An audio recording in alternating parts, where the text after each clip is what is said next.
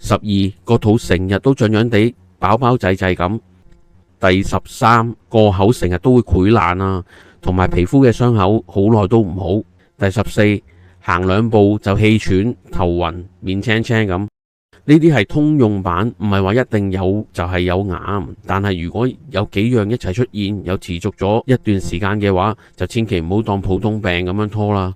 之後講幾種常見癌症嘅獨家信號，記住就好啦。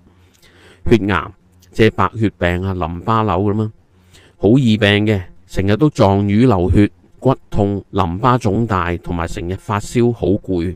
肺癌咳極都唔好，仲咳到出血，咳到心口痛，成日氣喘。乳癌發覺呢個乳房有硬塊啦，同埋個乳頭變形，同埋仲有啲好奇怪嘅分泌物添。大腸癌會屙血啦，同埋大便嘅習慣亂晒，成日肚痛同埋貧血好攰。皮膚癌粒痣呢突然間變大，邊緣又唔齊整，顏色都變埋，同埋會痕會出血。婦女癌即係所謂嘅子宮頸癌啊、子宮內膜啊、卵巢癌呢啲啦，經期會亂晒嘅，同埋陰道會痛啦，同埋佢喺小便嘅時候會怪怪地。頭頸癌即係喉嚨痛極都唔好，口腔潰爛，同埋吞嘢困難，同埋把聲變沙。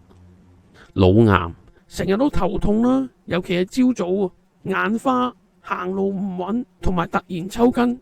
最後啊，想同大家講，身體係自己嘅，佢同你講嘅嘢你一定要聽啊，唔好覺得應該冇事嘅。睇醫生好麻煩，驚俾人話大驚小怪。好多癌症一開始係真係冇乜病徵嘅，但係一旦出現一啲病徵呢，持續咗超過2-3個星期，特別係上面講嗰啲呢，就真係要去睇醫生啦。